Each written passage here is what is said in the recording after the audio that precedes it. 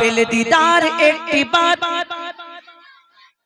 পেলে দিদার একটি বার তোমাকে খোদার কসম কলিজার খুন দিয়ে তখন ধোয়াবো তোমার কদম। পেলে দিদার একটি বার তোমাকে খোদার কসম কলিজা খুন দিয়ে তখন ধোয়াবো তোমার কদম। ইশকুরুনি দেখেনি ভাঙে ইশকে সকল দ্বার, ইশকুরুনি দেখেনি ভাঙে ইশকে সকল দ্বার। তুমি মোর শাফায়াত, তুমি মোর শাফায়াত, তুমি মোর শাফায়াত, তুমি মোর শাফায়াত। ইয়া নবী মুহাম্মদ, ইয়া রাসূল মুহাম্মদ, ইয়া নবী মুহাম্মদ, ইয়া রাসূল মুহাম্মদ। তুমি মোর শাফায়াত, তুমি মোর শাফায়াত, তুমি মোর শাফায়াত, তুমি মোর শাফায়াত। কোরআন দেখ 101, কোরআন দেখ 101, দুটি কম আল্লাহর নাম।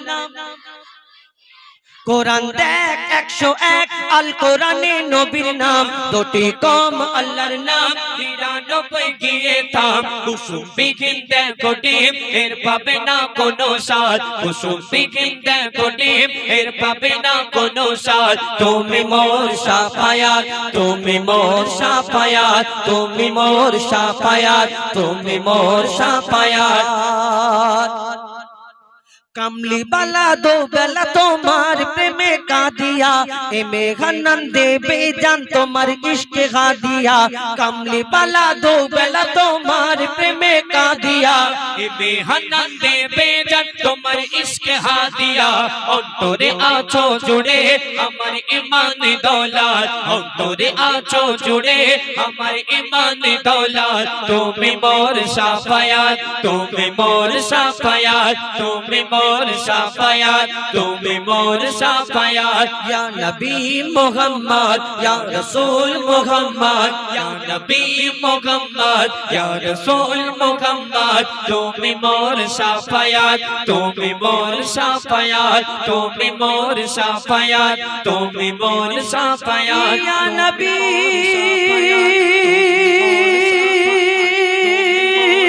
ইয়া নবী, ইয়া নবী, ইয়া নবী। শুনতে থাকুন। আমার জীবনের অনেক কটা গজল রয়েছে, যেমন আমার যেগুলো বলেছেন তার মধ্য থেকে অনেক কটা গজল ফরমাইশও করেছে। আইরে শোনায়, আদমের কদম ধরে, হাবিল কাবিল প্রশ্ন করে হাওয়া আদমকে। তো তার মধ্য থেকে একটা গজল বলি, শুনতে থাকুন। লিখছে দেখুন। শোন শোন ওরে মন, এই জীবন কতক্ষণ,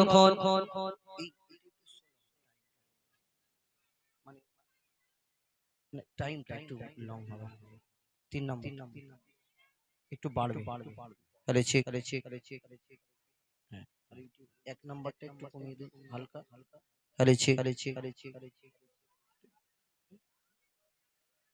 কমে যাবে। তাহলে চেক, হ্যালো, হ্যাঁ ঠিক আছে, ঠিক আছে। এক একজনের এক এক রকম ইকো সেটিং থাকে তো, সাউন্ড ঠিক আছে। তাহলে চেক, এই যে দাদা দাদা দাদা, ও দাদা, এই যে এই ইকোটা ঠিক আছে, কিন্তু এই যে এতবার হচ্ছে ওটা কমবে না একটু? মানে আমরা ওইসব বুঝি নাকি? এই যে হ্যাঁ, খেলবে ওইটা, কিন্তু এই যে 3টে ড্রপ হবে। হ্যালো হ্যালো হ্যালো, 3টে। হ্যাঁ, তাহলে চেক, হ্যালো, আর একটু মনে হয় 3 নাম্বারটা একটু কমবে মনে হচ্ছে হালকা একটু। তাহলে চেক, হ্যাঁ একটু ওই যে ভিসে থাকে না, 2 নম্বরটা মনে একটু বাড়বে। এখন কাগজ থেকে একটা বলি, আল আমিন নবী আমার, আইরে শোনায় দিল্লি মুম্বাই। তা আল আমিন নবী আমারটা একটা বলি, এটা হলো জনাব ইশকে হাবিব সাহেবের গজল, ঈদ কা চাঁদ। আমাকে আমার ভাইরা বলো ঈদ কা চাঁদ। এই ক্যাসিডের তিনি হলেন গজল জগতের সম্রাট ইশকে হাবিব সাহেব, আর আমি গজল জগতের ভিখারি। ওনার কোথায় সম্রাট আর আমি কোথায়? তবে আমাদের চিন্তা ভাবনার বাইরে ওনাদের গাওয়া। তো এই তানার লেখা, তানার গজল আমাদের গাওয়াটা তো অসম্ভব ব্যাপার, তবে চেষ্টা করব। আল আমিন নবী আমার এই গজলটা হলো একটা হরিণের ঘটনা। একটা হরিণীকে বন্দি রেখেছিল, একটা শিকারী জঙ্গল থেকে শিকার করে এনে আমার নবী সেই হরিণীকে ছেড়ে দিল, দুধ পান করাবে বাচ্চাদের। আমার নবী সেই রাস্তা দিয়ে হেঁটে হেঁটে যাচ্ছে, আমার নবীকে বলছে, ইয়া রাসূলুল্লাহ, ইয়া হাবিবাল্লাহ, আপনি দয়ার নবী, মায়ের নবী, আপনি আমাকে একটু ছেড়ে দিন, আমি দুধ পান করি আবার ফিরে আসব। আমার নবী ছেড়ে দেওয়ার পরে সেই শিকারী সেখানে হাজির হয়ে গেল, আমার নবীকে ধরে ফেললো। কি ঘটনা হয়েছিল কবি ছন্দের মাধ্যমে অতি মূল্যবান কথাই লিখছে, দেখুন। আল আমিন নবী আমার মুক্তি দাতা সবার, আল আমিন নবী আমার মুক্তি দাতা সবার, খোদা যারে বন্ধু করে দিল যে উপহার, আল আমিন নবী আমার মুক্তি দাতা সবার। কি ঘটনা শুরু হয় কবি ছন্দের মাধ্যমে লিখছে, দেখুন।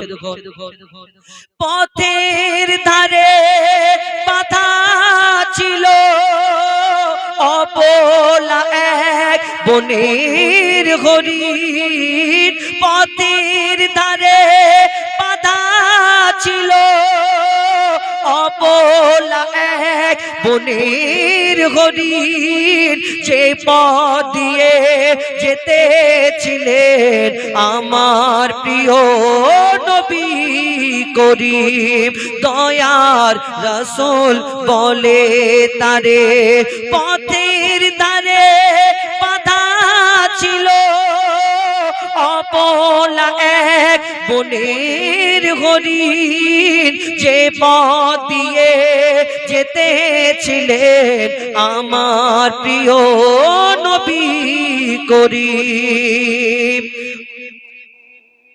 পথের ধারে বাধা ছিল অবলা এক বনের হরিণ, যে পথ দিয়ে যেতেছিলেন আমার প্রিয় নবী করিম, ডেকে বলে নবীজিকে ছেড়ে দাও আজি আমাকে, কচি কচি বাচ্চা আমার প্যাসে যে আছে বেকারার, আল আমিন নবী আমার মুক্তি দাতা সবার।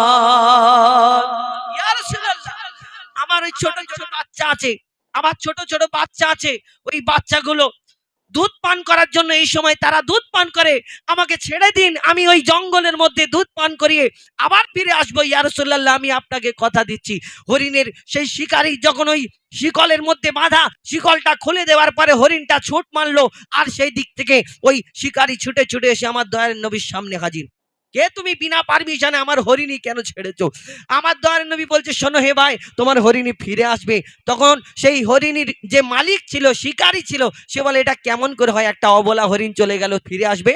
তখন আমার নবীজি তাকে কি বলে, শোনো ভাই, তোমার হরিণী যতক্ষণ না ফিরে আসে তুমি আমাকে বন্দি রাখো, হরিণ আমি তোমার কাছে জামিন থাকবো।